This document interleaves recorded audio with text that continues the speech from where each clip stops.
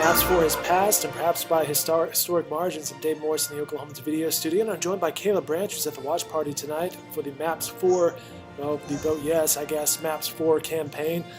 She just heard Mayor David Holt give a acceptance speech in a way. Right, acceptance speech, victory speech.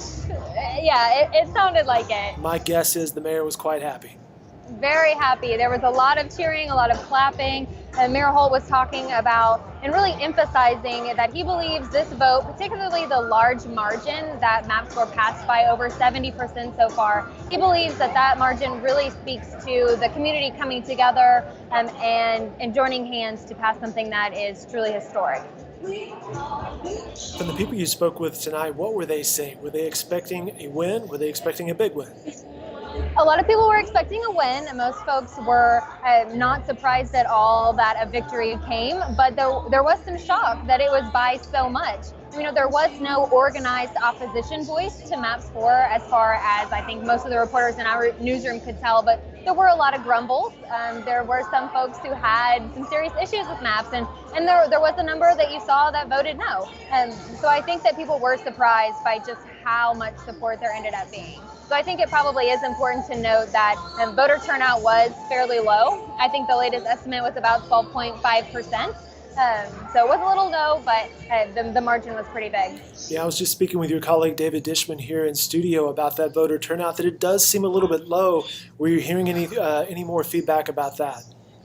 Yeah, I think some people were kind of guessing that maybe it had to do with the promotion of Maps 4, right? So we've been talking about Maps 4 for heavily for the last year or so, and so maybe there was a little bit of voter apathy there.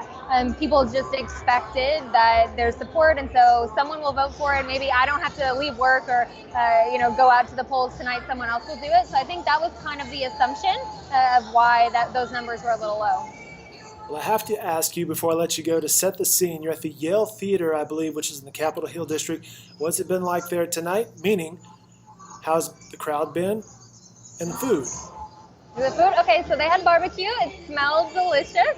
And the crowd was very lively. Once people started showing up right around about 7 o'clock, there was mingling, there was talking. Most people were standing up, moving around. There was a bar here, so people were carrying drinks with them. A very excited crowd. The Yale Theater actually just opened recently, I believe in August, after some really heavy renovations. So the space is beautiful. You can see it a little bit behind me. So I think people were, very lively, very excited to be here and for what was coming with Maps 4. Fantastic. As you might expect, Kayla, pizza and cookies here in the newsroom. Election night pizza, you can't go without it. Absolutely. She's Kayla Branch from the Yale Theater covering Maps for us tonight. Great job tonight. Thank you. Thanks for having me.